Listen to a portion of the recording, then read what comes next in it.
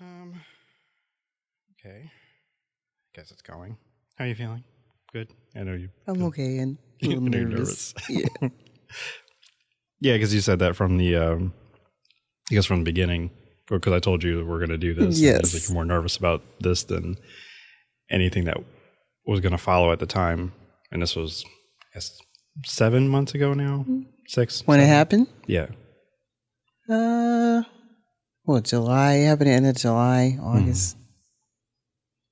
Now, do you remember, like, well, I know you don't remember the day that, like, everything happened, but do you remember, like, what was the last thing you remembered before, I guess the strokes The took place? episode? Yeah. Um, I remember that morning, because we went to, um, Grandma Pearson's house. Mm-hmm. I remember that. But, after that, I don't really remember too much. We went to Walmart. But after I just remember being really tired after that, but I don't remember anything after that. I thought I had went to the store by myself sometime that day, Mm-hmm.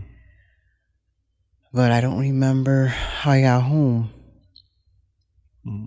I don't even remember when that happened that day when I went to the store. So after that, I don't remember. I just remember that morning. And what about, like, your, I guess, memory returning? Like, when did you start? I started remembering. I guess it was I'm thinking they moved me to a room in the hospital, and it was around 2:00 in the morning, around 2:00, 2:30. Hmm. I think I started remembering that because they came in and were asking questions like, what's your name? What date is it? Who's the president? Stuff like that. Because those are the questions they kept asking me. So I remember those just about every day after that. They asked me that. But I do remember very clearly where Daddy had asked me to sing with him. This is the day, and I remember singing that with him.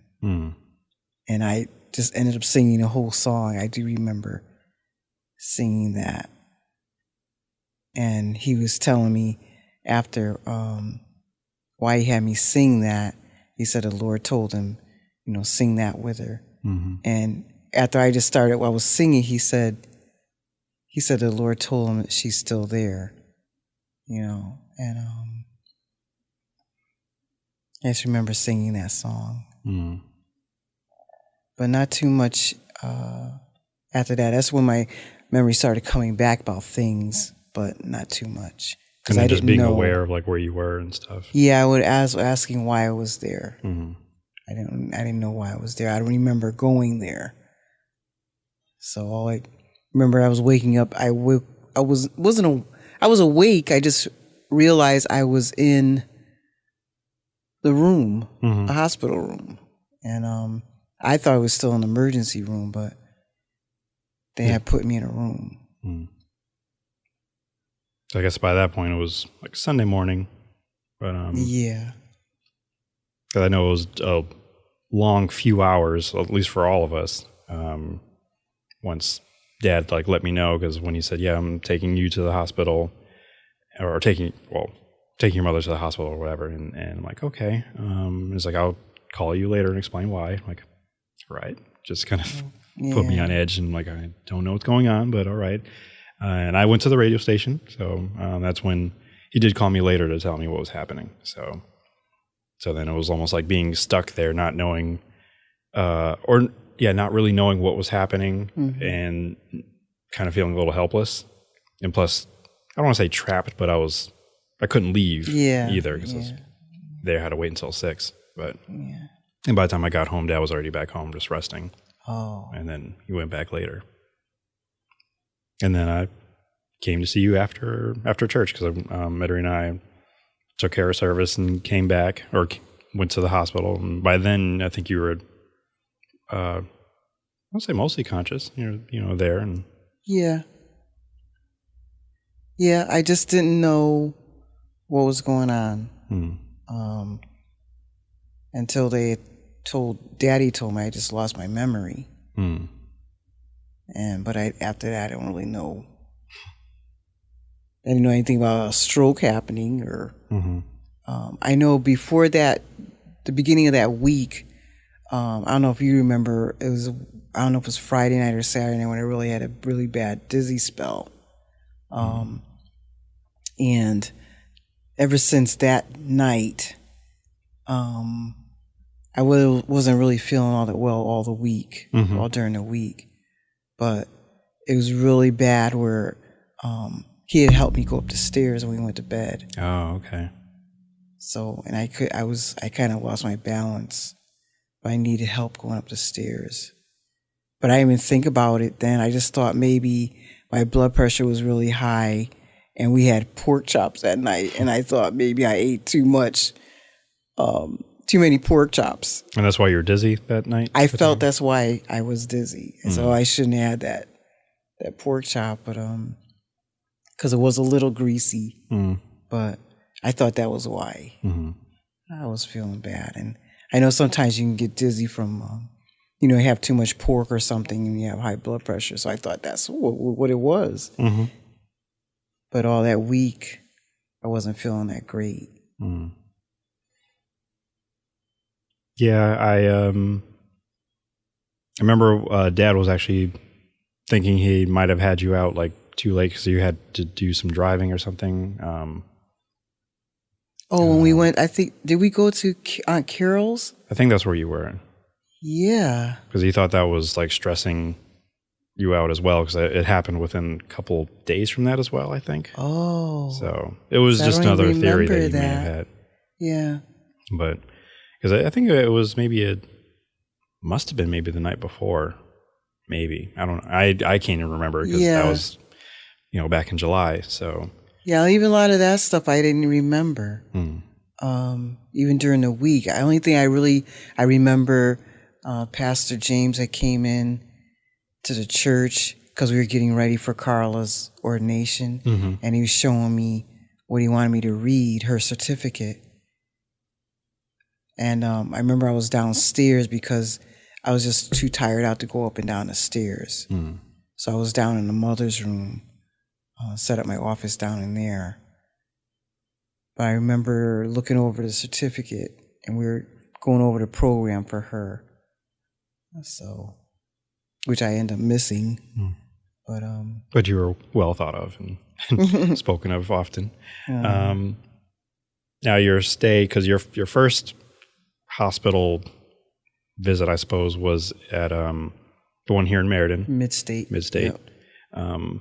Now, I've actually lost count how long you were there, maybe about a week? I went in on a Saturday. Yes. Saturday night. So I was there until, I want to say Wednesday or Thursday. Thursday is when they transferred me to Hartford. Yeah, it was supposed to be that morning, but it kept getting pushed back. And I didn't get moved until the afternoon. Probably, I think, maybe I want to say around 4. I remember that afternoon very well because it was raining very, very hard. Yeah. And I mean, all the while, I consistently up until that point, I think we were all hoping that you'd just come home. Yeah, I was hoping too.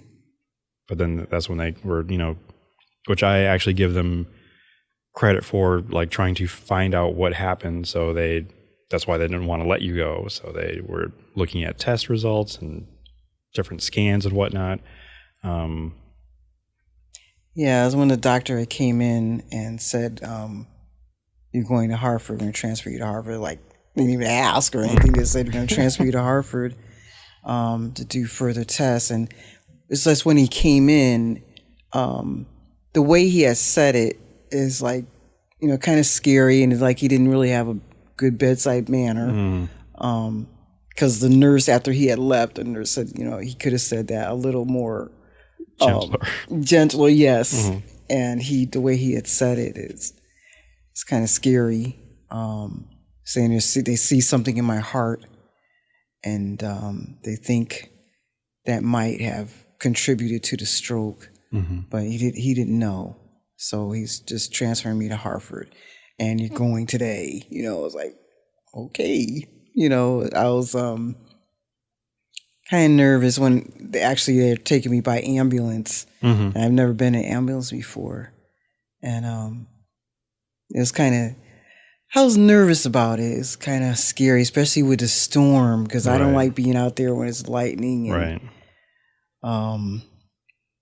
and it wasn't very comfortable either in the ambulance. It was not comfortable. I did wonder because, I mean, your ambulance drivers, they put me at ease a lot. Because they were very really friendly, and they were making me laugh. You know, they're really good. I think they're really good at their jobs and bringing peace and like calmness. Because I meet a few of them at work at the hospital, but they don't really seem to have that kind of let's just say compassion and friendliness. But maybe because they're just they're just getting through doing what they have to do. They don't have a patient with them, right? I guess they just really have to make sure they take care of the patient, right. And they were very nice. It was just kind of uncomfortable. I have never been around so many male nurses, and it's kind of uncomfortable because, you know, they could see you without any clothes, you know, it's like, oh, why? But I went through a lot of that, even with the ambulance driver, because they had to put on the monitors, and you know, just making sure I was comfortable. But it's like really just in the back of that ambulance is like, because they were going kind of fast, and because of the storm, it was raining really, really hard, and there's a lot of traffic. And did they have the sirens going too? No, he didn't have the sirens. But it just it wasn't comfortable. It was really bumpy, and and I wasn't laying down. They had me kind of sitting up. Oh, okay. So I didn't have any seatbelts. So when you're going around the curbs and you're on these bumps and stuff, you're like trying to hold on to stay in the stretcher. But, and plus one of the ambulance drivers was in the back monitoring me and everything. So that's good. And then when we got there, they brought me all the way up to, I think it was on the 9th floor. I don't know what floor it was on. But it was like you're going through all these halls and people are like looking at you. I think it seemed like it was really dark outside when we got there. I'll probably confirm that it was. Because the way that the storm was, it was like serious downpours, very dark clouds. And it was the evening time, so it was getting darker. Oh, okay. So because after you left, I left, and I had to go run errands and take care of the dogs because I guess Mittery and Dane might have left again, they did leave again, I believe, because I went on their anniversary, I believe. Oh, so I went to go take care of Scooby, and then I went to go take care of Chief, and even take care of myself and get a sandwich from Arby's. So, but yeah, that's kind of how I remember that evening, and just the pouring rain. Yeah. And just the run from the Meriden Hospital to my car and being completely soaked in that like 3 to 4 seconds. So I'm like, well, at least Mom doesn't have to worry about this rain affecting or getting on her because of the ambulance and everything. Yeah. But you know, it wasn't that bad. I survived because it's just rain. But yeah, that's kind of how my evening went. And then I think I checked in with Dad just to see how things were going. And I think I came to see you the next day. Yeah, I don't know. I don't think he came that night. He went not with you, but he followed. Yeah, I was kind of concerned about that, him following. Because I remember it was late. And I guess when I got there, I had missed dinner. So one of the nurses was saying there's something in the vending machine. She could get me some crackers and peanut butter or whatever. Got me that. And just all the questions. I mean, they had all these nurses and people in there because they had to take the contents of my pocketbook, everything that was in it. Oh. They had to like I'm trying to remember what was in there. She's asking, what do you have in your purse? It's like, I'm trying to think and how much money. I said, I don't think I have any money, but I had to go through all that. And, then for them to switch me over to the bed from the ambulance stretcher. So getting all hooked up and everything is like, oh my goodness. And I just felt, like you're in a new school or something. And, you don't know anybody. And I felt that way because everybody going through the halls, everybody's like looking at you and staring at you. And it's like, oh my goodness. And, the room I was in, I shared with another lady. I don't know what she had done, but I know she got sick that night. Like she was having the dry heaves or whatever. She was couldn't vomit, so she was sick. But yeah, it was like really kind of strange. Just felt out of place, you know. Especially being in Hartford Hospital. I'd never been in a Hartford Hospital as a patient. I always went there to visit people, but it was a really strange experience. Now, now I would say from watching, both of them gave you really great care, but like, did you prefer like Meriden or the Hartford Hospital? I preferred Meriden only because of the room. In Meriden, you have your own room. Right. Here, you had to share.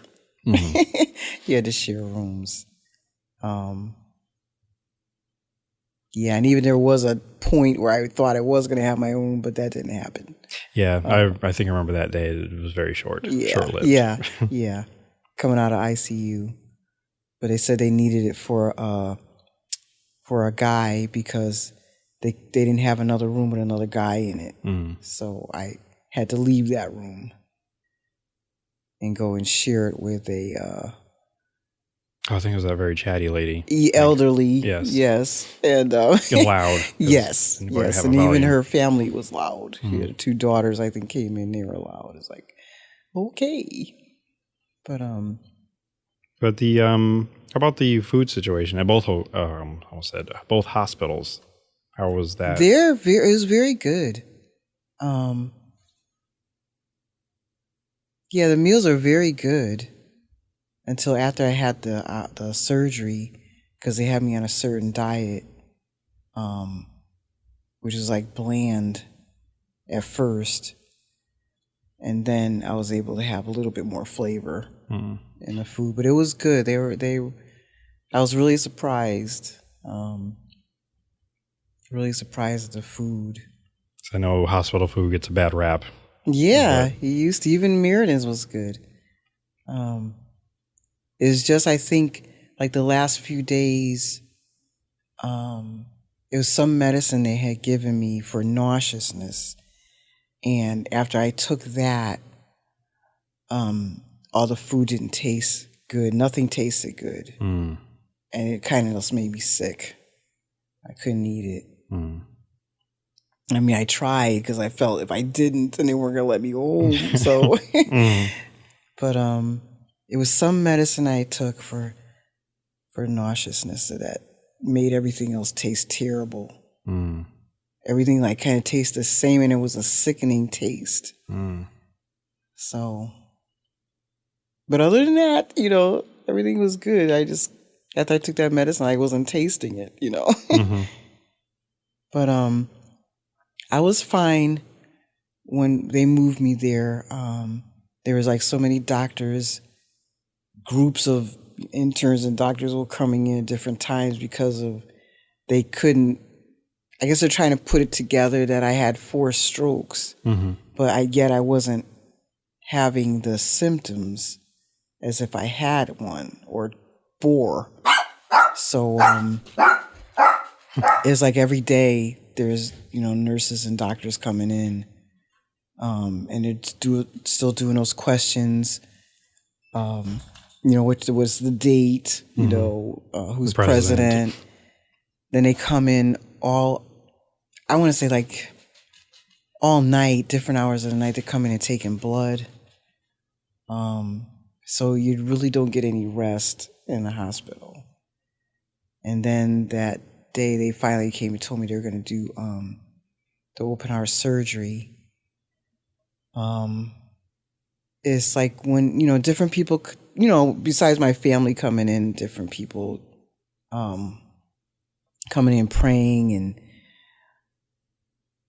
I just got peaceful because everybody coming in, a lot of ministers and thank God a lot of ministers in my family, Right. but there are other friends and people that came in to see me, which I was surprised but thankful, and just the prayers that put me at ease, because that day when the doctor that was gonna do the surgery came in and telling us what he's gonna do,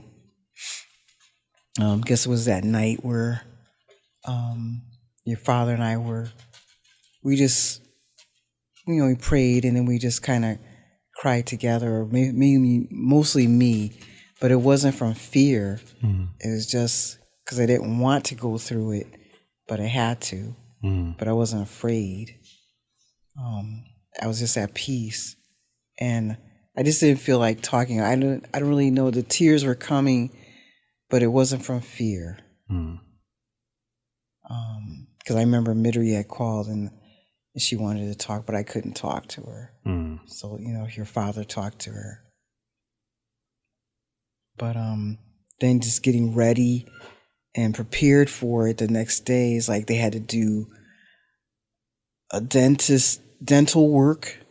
They had to come in and they're taking all these pictures and sticking these things in your mouth and doing all these things, and which everybody had to leave. Even the patient next door had to leave. Oh, wow. The room. Wow. It's like, oh my gosh. I didn't know they did that in your room. I thought they took you away to do I thought they were going to take me away, but they did it right in there. Put all this gear on you because they were doing the x-ray pictures, I guess. And so to do all that, then you go down and take some more tests downstairs and all kinds of tests just to get ready for the surgery. And then they're scheduling the surgery so early in the morning. It's like 6 o'clock. They said it's going to happen, and it could be, I think it was like they said 6 to 1, like 5 hours. Yeah, I remember it being something like that. Yeah. So and just me just waiting for Dad to call to say like it's over or whatever. So, but I had to keep busy because there was, again, nothing I could do. Yeah. So I just needed to just work. So I was thankful for being at work. Just like, okay, let me just focus on opening these boxes or whatever. And so. And I had to say, I think you were there the night before. Yes. And I really appreciate and will always remember and cherish that night because we watched a cartoon movie or an animated movie. 6. Big Hero 6. Which I'd seen before, but this actually gave it more meaning and more like... Yeah. I've seen it before too, I think. Yeah. But it was just good to be able just to watch with you because I know, you laugh with me and stuff. And, it was good. It was a nice evening. There's a bit of normalcy, a little bit. Like it made it normal for... Yeah, and I know you don't usually get to stay with me. You didn't get to stay with me because there was always somebody else there. Right. So we never had time to be alone. Right. But really, really what made it special is when you prayed for me. Because you never prayed for me before. We never prayed together like that. And that was really, really special to me. It was really special. I don't think I've been part of so many prayer circles in such amount of time. Yeah. Especially that first week, because I was like, had a guest come and then another guest come, and each of them wanted to pray with you. So there was like so many of them. And I do know I had a number of friends from Twitter and I think even elsewhere that's just also praying for you. So I was trying to relay those messages, and I do thank them also for help keeping me kind of balanced. They're like, "Are you okay? You're good." And that's good. That's good. So between like Courtney, Michelle, and Jenny and Kathy, each of them just kind of just stepping in once in a while. Magdalena just asking, Oh, yeah. keeping me help. That's good. Checking on me, checking on you. And even still, because I talked to Michelle yesterday, so she asked how you were doing as well. So, yeah. But she was, at the time, you were going through everything. I think once you were mostly settled, I think you're still at the hospital, but like I was coming home, and that's when she was telling me about what she was going through. Because she's like, yeah, I didn't want to tell you because you were going through all that. I'm like, oh, okay. So it kind of felt bad, but like I understood why she was doing it. Yeah. Just because I was, focused on you mostly. So, but she still kind of just was a champion for me and you and sending you things, which I think you got. I think you did get it when you were still there, because I think they kept moving you at the time. From Magdalena? From Michelle. She sent you. Yep, I got, because I remember sending them thank yous when I got home. To Courtney, Michelle, and my Aunt Cindy's mother-in-law. And trying to send texts to people and thank yous to people that had reached out to me. It was really good. I think it was Hartford. They told you that you were the most popular. Yes, on the floor. Yeah, because a lot of people kept coming.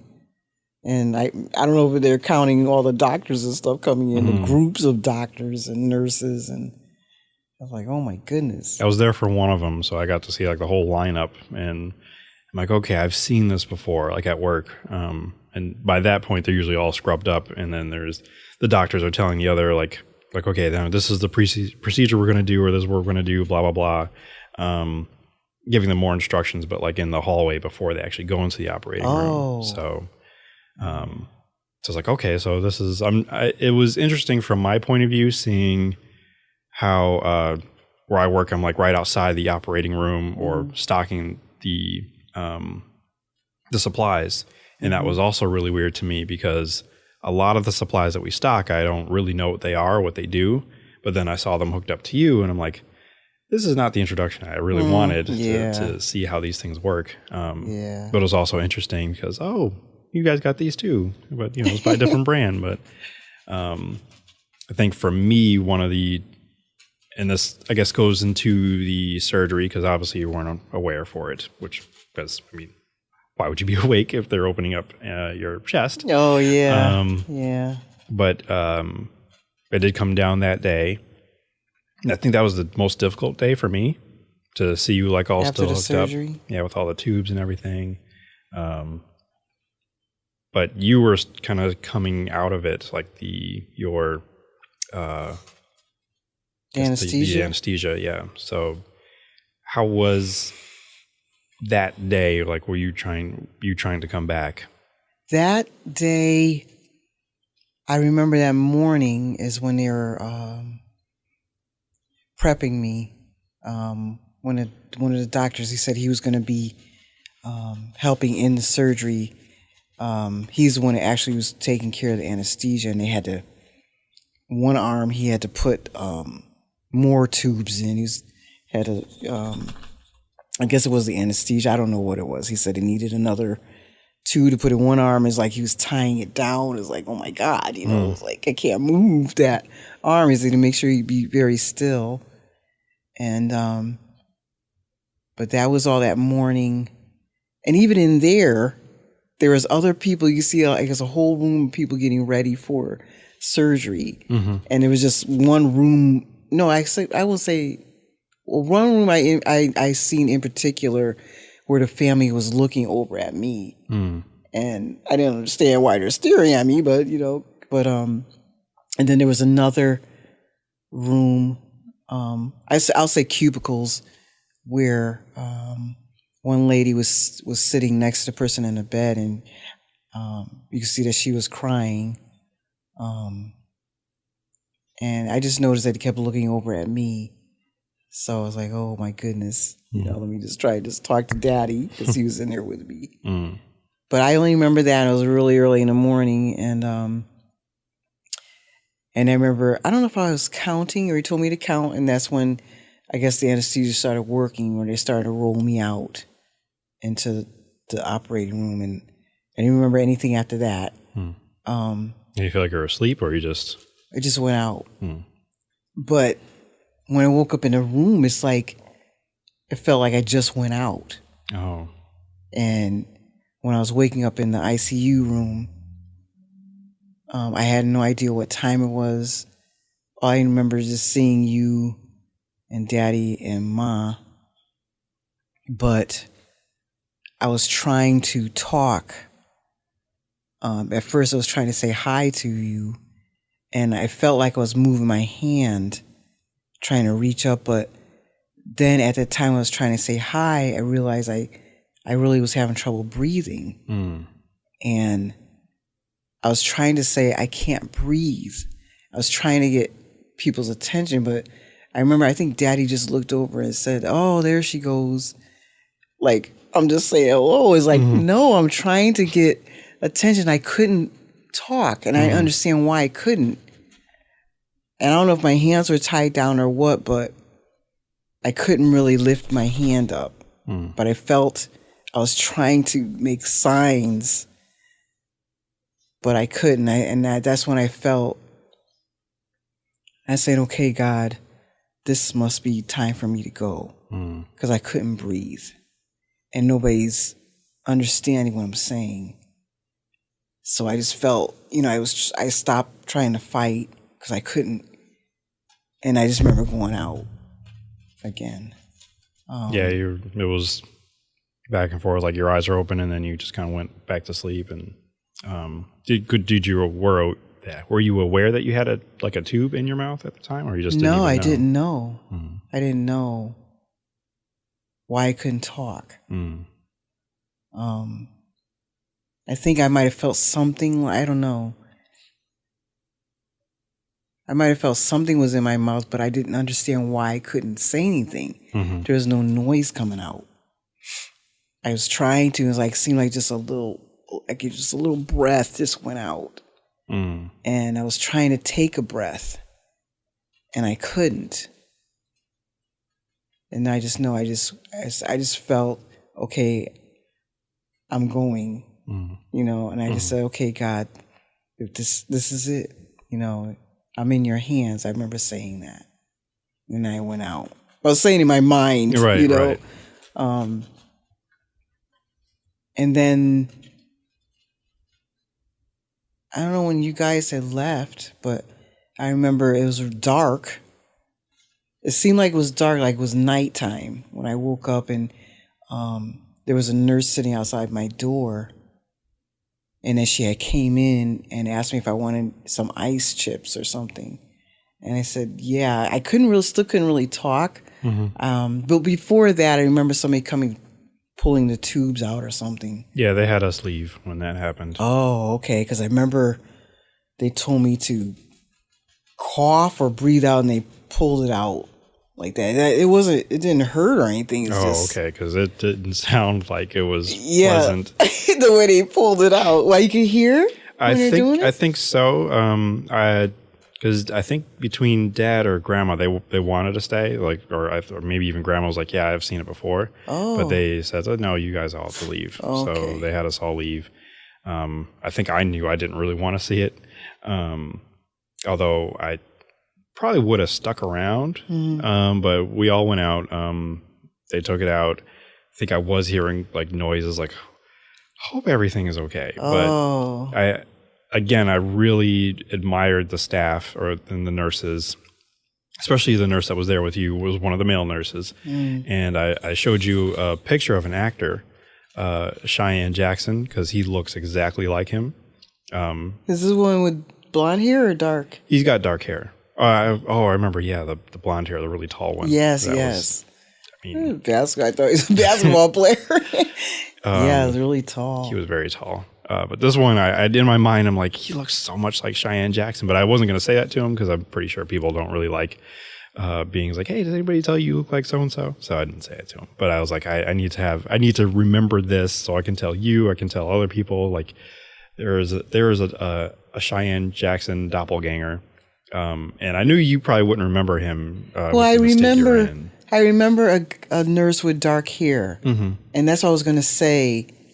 I have to see the picture of him. If you show me a picture of him, like I said, I lost track of time. It's like it seemed like I've been in there in ICU for a week, and I'm thinking that night, where the guy nurse was there, I'm thinking maybe it's the drugs.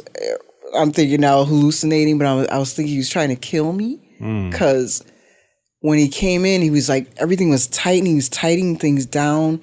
The cord, oxygen cord around my neck, it felt like that was tighter because he was pulling it, asking me if I needed anything. And I'm like saying no. I said, no, I don't want anything because I thought he was going to give me something to kill me, because he gave me more drugs. He was tightening up these things on my legs. I guess it's for circulation, but it felt as being more tighter. And he was taking samples out. He was getting more blood. I couldn't move, but it just seemed like I don't understand why he's in there. And he was taking all these samples and he'd do stuff. And then he'd go back outside the room. But it seemed like there was other younger people out in the hallway. And I was thinking, what are these people doing? They're like young people just testing on us, taking these tests. And I don't know what they're taking a test for. I felt like it was a movie. I'm like, I don't know. This is just must be the drugs I think about it now. But at that time, it seemed really real. I'm like, how do I get out of here? I can't really talk. I don't like this nurse in here, this guy nurse, because he keeps coming in and taking samples. And I don't understand. And they're all out there in the hallway, like they're all together. And they seem really young. And I said, what is going on? They're all doing these experiments and stuff. And it's like, oh, this is it. That is a premise for a horror movie, yes. Yeah. I said, this is it. I'm a goner. So I don't understand what's going on. But that was that night. And then the night before, where the nurse was, she was really nice, but I couldn't really get the ice chips. She had put it on this table and I couldn't get any more to drink. And I was trying to call out to her, but she couldn't hear me. It's like, oh, okay. So then I'm thinking a nurse was supposed to come and tell her, but it seemed like the nurse never came.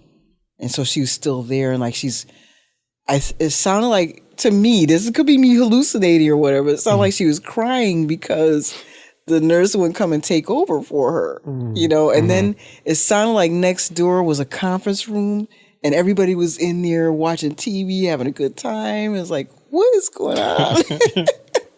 All I wanted was a little drink of water and I couldn't get it, trying to call her, the nurse. And then she finally came in, but it was dark. So I'm like, I don't know what time it is. So this was like happening. I don't know how many days went by, how many nights. I'm thinking I'm in there a week. It was maybe 2 or 3 days because they were waiting for a bed for you to move you. Wow. Because they wanted to move you to a room. I think that night I think that night. Really? If not that night, the next day. I think I probably have to confirm with Dad on that one. But yeah, they couldn't find an empty room or at least an empty bed to put you in, so you had to stay there. Because I did come back. I think it might have been the next day or the day after. I was probably there like every day, but like even with Mittery and Dame, they came to the I remember them coming. So I thought that was another day.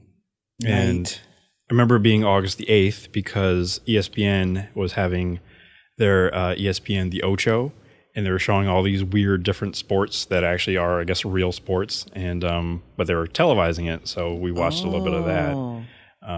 You may have been in and out too at that point, just like with whatever drugs or yeah. And I think it may have been the same day. Some food came and I know I ate some of it. I forgot what it was, but yeah, I remember that as well. Yeah, I don't remember eating. Yeah, you didn't eat much at the time. But you, I know they were trying to get me to sit up in a chair. They finally made me get out of the bed to sit in this chair. but I think it might have been the next day where they actually did finally move you to a room. You were there for a little while. Yeah. And then you finally went to the last room of your stay Yeah. before they moved you again because of the single room you were in. That's actually Yeah, where you because were. my You're in the cousins single came room. in. Yeah. Yeah, I was surprised to see them. Because I'm like, oh, well, I guess it's, it's a single room. And I was looking around all the stuff. And it wasn't much sitting room because it was very small. Yeah, and it was small. I think that was my only problem. Like when you first went to Hartford, I felt claustrophobic. Yeah. Because even the ceilings were low. Yeah. It does have a darker look to it. Yeah. Like there wasn't as much lighting. Things just seemed clustered or just close together. Yeah. And I didn't really like that. But then again, with the hospitals that I work, or the hospital that I work in, everything is much more brighter. Things are more spaced out. Things have a place. So it's not like out in the hallway. But I guess I adjusted to it and got used to it because it's not necessarily about the place. It's more the people. The people, I mean, these nurses, they're great. They're very nice. I can only remember one that I did not like. And she was a little lady, very bossy. And no compassion to me because I'm trying to tell her something I didn't want to eat. And she was saying, well, you should have this. This is good for you. And it's like, I don't want it. I don't like it. So she was still trying to get me to eat it or to drink or whatever. And even when I had to go to the bathroom or to wash up, she was kind of mean, and I was like, I do not like this lady. But everybody else was very, very nice. I remember one nurse, she just felt really bad for me. You guys, she would come and check in the room. I could see her, but she won't come and bother me because it was like, this was really late at night. Okay. And where everybody else would come in and wake you up and get your pulse and want to listen to your heart and everything. She didn't come in to do that. She saw I was trying to get some sleep and she went back out. But other than that, they're all really nice. Even the ones that had to come in to take the blood, I said, I'm really sorry, Yeah, there for a few of them, they always apologize. Yeah, yeah. Especially there was one guy that came in that was not really good at trying to get the vein. And it's like, oh, you need to get somebody else to do this because you're not doing very well. You're hurting me, So, they were all really nice. Everybody was really nice. I'm really thankful. It was really great. So for being away from home for like 2 weeks, I think it was about like 2 weeks. It was actually 3 weeks. 3 weeks. Like, how does that like make you feel just like being out? Especially when you didn't even plan for any of this to happen. Yeah, it was kind of scary coming home because of what happened. The operation was really, that's a serious thing, being open like that. And I was afraid, like, how am I going to go home? How am I going to take care of myself? And it was a very loose bandage that they had. And it was like very loose. It's like, it was just kind of just taped there a little bit because it couldn't be tight, I guess. It had like, seemed like it was healing from the inside out. But I didn't really know. It was like, how am I going to take care of these wounds? Not wounds, but the bandage and everything. And then I find out that they're having a visiting nurse come that would check on everything. So I was very happy about that. But it was just kind of scary coming home. I wanted to come home. I really did. I wanted to be home. I just wanted to be home and get some rest. But then, find out I really couldn't sleep that much because of the pain. So I'm like I was kind of getting afraid of taking all the pain medicine. It was so strong. I didn't want to get addicted to it. Right. That was what I was afraid of. But then they're like saying, take the medicine because you need it to get better. Because the pain was in the hospital. I remember they wanted to make sure I had enough in my system before I start feeling pain. Mm-hmm. And like, what does that feel like with that particular kind of pain? If you can describe it. It was, I don't know. I can't really, I just know I had there's a little tightness, and I never actually felt a real pain. It was really sore because had that really strong medication. But I would start feeling the soreness around the whole chest. When I knew it was time to start taking the medicine. So it's kind of hard to explain, but it's like really, just really, really sore. And so it was good medicine then. So yeah, it was very good medicine. It was very good medicine because it would make you, be able to sleep for a little while. But I think it was taking like every 4 hours. And then they would give me Tylenol also. But it's kind of hard to explain the pain because they never let it get that bad. But I would start to feel the soreness, and some like pulling, where the stitches, they had like staples, I think. Yeah, there were staples in there. But you could feel the pulling, the soreness. That where you knew the pain was starting to come in. So that's when I had to keep calling the nurses, saying I need some medicine, and they would ask me, well, from 1 to 10, what is the pain? So I remember it only got to 5 or 4. I think what 10's the highest, or 10 is the highest. Okay. Yeah, 4 or 5. I never got past that. Good. So I just needed. I don't want to go any further with the pain. I realized we didn't really talk about what it was that they were going into your heart for. Because when the doctor had told me and Daddy that there's a valve. I know what it's called now. Then I didn't really know. The mitral, I think it's a mitral valve. Mitral valve. They're gonna take out the one that's in there, and they're saying there was all kinds of, as he told Daddy, all kinds of junk was around it, and they didn't know if it was a cyst or.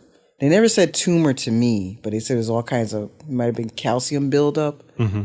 But they had to remove that valve, and that's when they had asked me, Daddy and I had to make the decision if I wanted the mechanical valve or if I wanted one made from animal fat.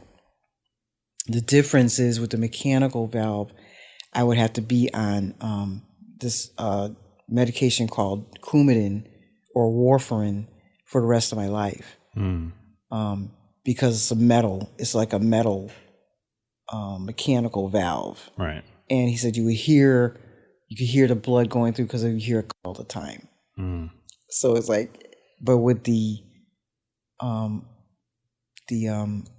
other valve that's made from animal fat, that one, he said you probably have to get it changed probably when I turned like 70.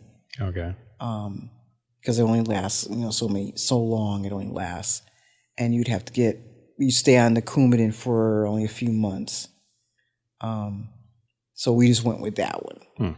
It's like, I don't want to hear any clicking noises and mechanical. Plus, I don't want to be on that drug for life. And so we had to make that decision, what he wanted to do. And then he just explained all that he was going to do from the beginning to the end. So, and said it would take like probably 6 months, about 6 months. And he was nice about it, he was a nice doctor, Dr. Hammond. Yeah, so that he told us all we had to do and make those decisions. So yeah. And I don't know if you ever saw the pictures. Did Dad ever show it to you? Yeah, he sent them to me. The doctor sent them to me and Daddy. Oh, okay. So I do have them.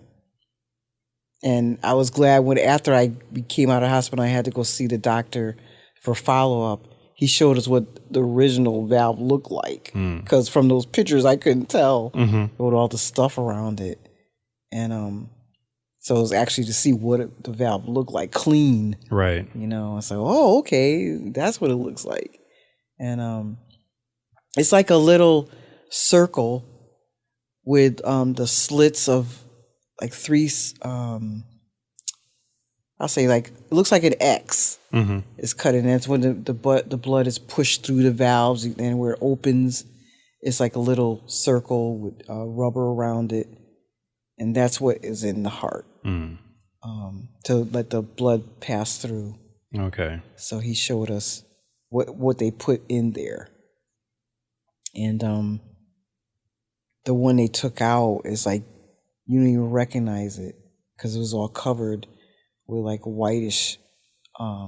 Possibly calcium or whatever. It looked like calcium buildup, but they thought it was a tumor. But I just thank God, I knew it was God that changed that. It's just buildup. They just took it out and replaced it. From what I guess I was told, that's what made the most sense of what it could have been, since that the little pieces, I guess, maybe fell off. Broke off, and caused the blood clots. Right. So, yeah, it's all strange how, I shouldn't say strange, I just say God did it, of all that happening and for them to find out so quickly why it happened. And then took care of it all within those 3 weeks, you know. So.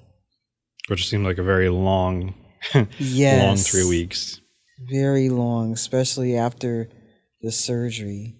That's what really seemed a long time, and how they had to get you to get out of bed and to walk around.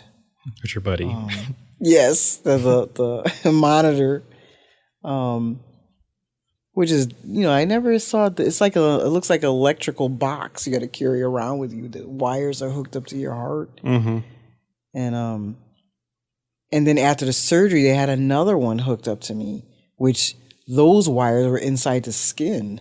To there, I was like, oh my God, I didn't even know until the nurse came in. Actually, it was a doctor came in to take it out. And I'm like, oh my God, I had all these incisions, you know, on me, and wires and tubes were coming out of me. It's like, oh my goodness.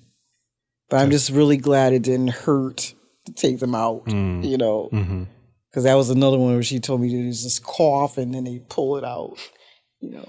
I will say again with that, the male Cheyenne Jackson lookalike nurse, he also somewhat put me at ease without even really realizing it, because I would be hearing these beeping noises and I was watching the monitors, not really knowing what I was looking at, but then things started blinking and like, what does that mean? Is that bad?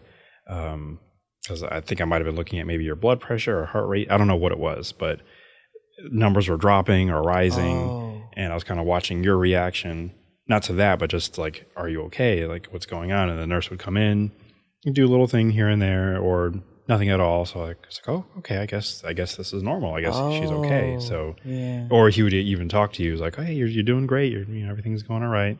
And so I was like, oh, okay. So I guess everything's okay. So just by him not reacting in like some kind of panicky way, or like, we need a doctor down here or anything like that. So all of that was kind of giving me ease that everything was okay. So okay. So was this still when I had the tubes in? Yeah, you're still in the ICU at this point. Because that's for me when I was like most concerned, because I've never seen you in like that way. And it was just like all of my guards were down, so I was like really kind of very vulnerable to like whatever happens, like what's happening. I kind of get now, like seeing like all those TV shows, like I need to know what's going on, what's happening right now. So it was a crazy time, but much better as time progressed, and just waiting for you to come home, basically. So Yeah, it is different now watching shows with operations and doctors and stuff and seeing I went through that and it kind of I'm more sensitive to it now. yeah. And feeling for the people that are going through it, you know, it kind of gets sad, and I still think about it. You know, it starting to hit. It didn't really hit at the time of how serious it was, but it starts to hit now and again, and I would think about it, and I sometimes get afraid that you know, I do have reactions to the drugs now with the dizziness. And I remember the dizzy spell I had before all that had happened. It was really strong. The dizziness I have now is not as strong as that. But I just like concerned. It's like, you know, I don't want this to happen again. Right. So trying to really just keep praying and just continue to trust God and know that I'm okay. And He's got me, you know, because He had me through all that. And I just know it was Him because I'm always, before all that happened, all the years before, if I had to go to the doctors or I had to go for a test, I would be scared to death. And to go through that, and I was like, had so much peace. And it just seemed like God was saying, just trust Him. You know, that was the main message, and that's what I tell people at churches: trust Him. He just said trust. That was the word, trust. And that's what I got out of that stay, and knowing I had to go through something like other people go through something, and see how my trust is, you know. And just with all the people that came, all the ministers, pastors, and friends and family that were praying for me, I felt the prayers, and because it was a very strong peace, you know. And it just knows God really had me. And I just don't ever want to have you guys go through that again. You know, I don't want that to happen. Especially losing my memory.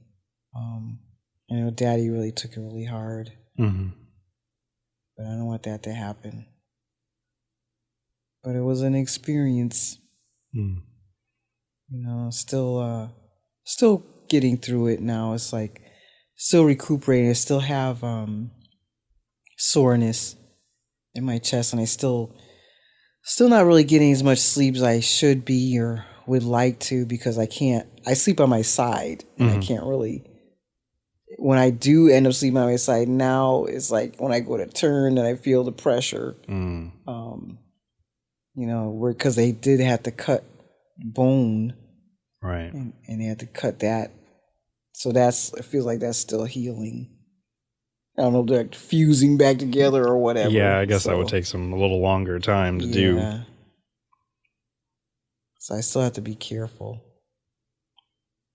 But for the most part, you do seem to be back on your feet and mostly normal, I suppose. Yeah, that's what Dad says, that I'm back. Because I have to see a neurologist, and he's still saying that, you know, I still have to work on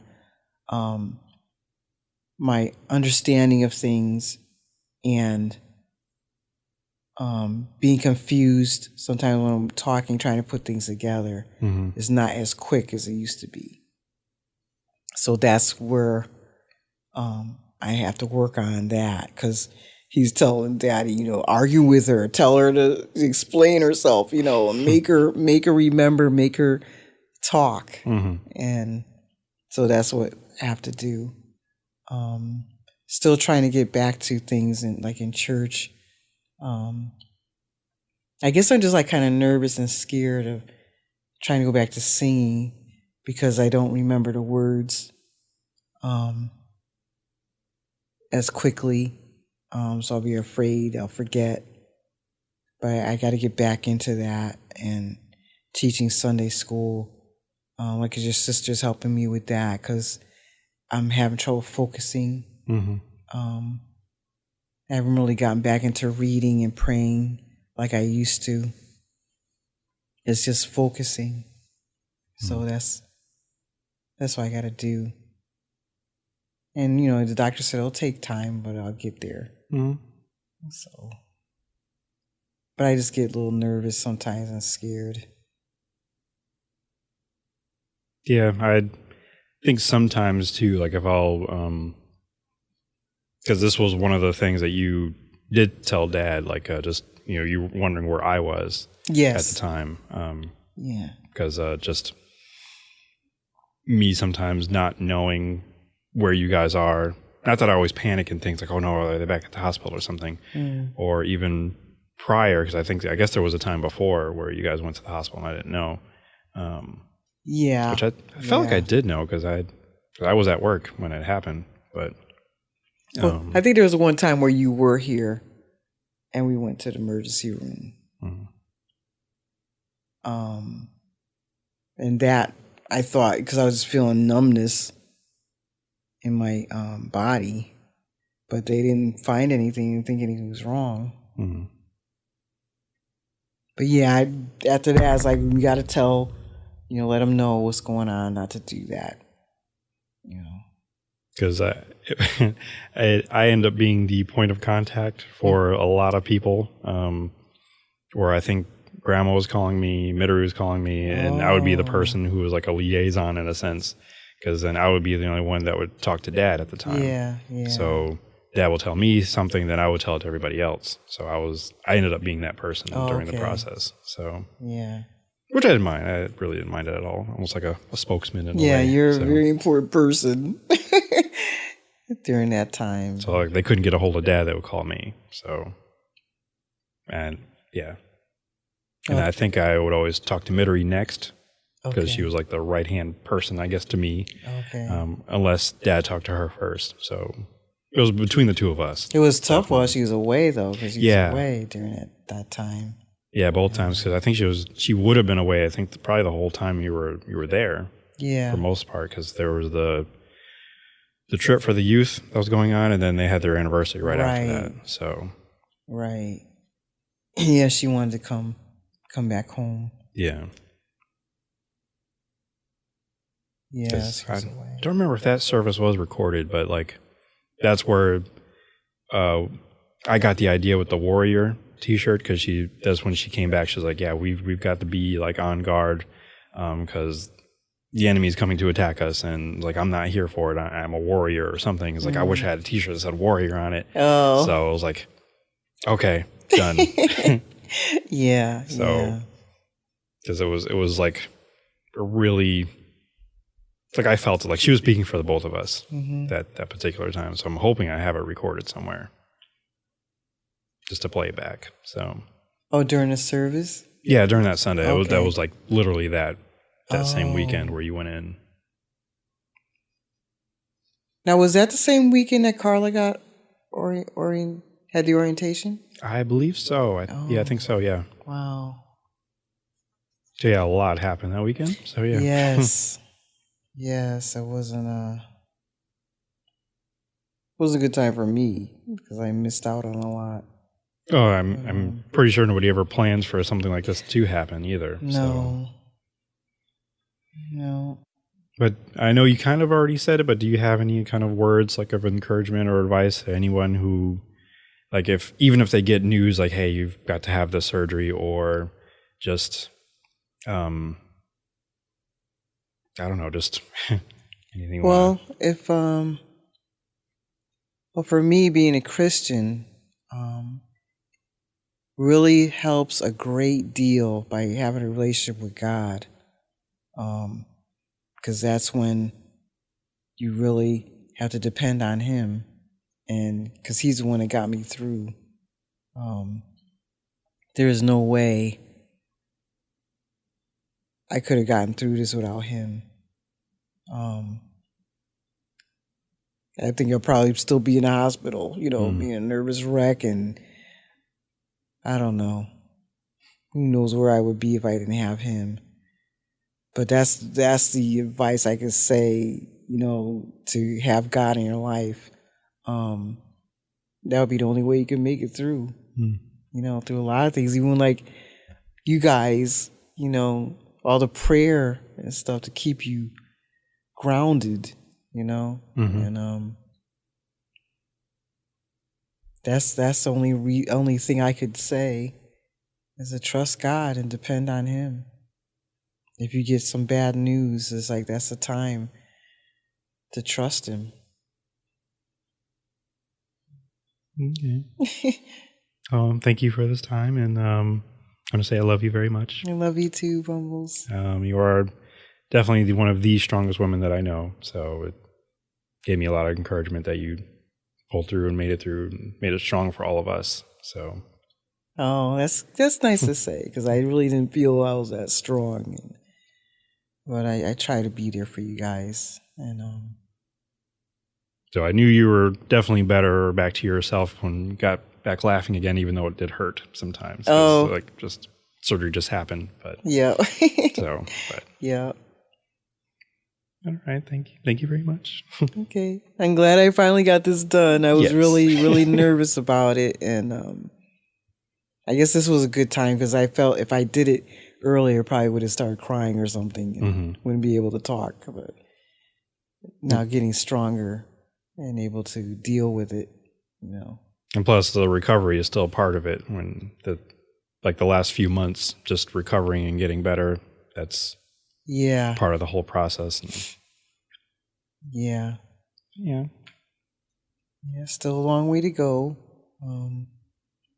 But yet not a long way, but still, at least I don't feel a lot of pain anymore, any soreness as much. But now it's just getting through with all the medication. I have more medication than before, but we're hoping we'll get rid of a lot of that. So, but thank you for all you did and being there for me and for Dad and for your sister. Yes. And I must say for my mother too. Oh, yes. Yeah. Of course. Yeah.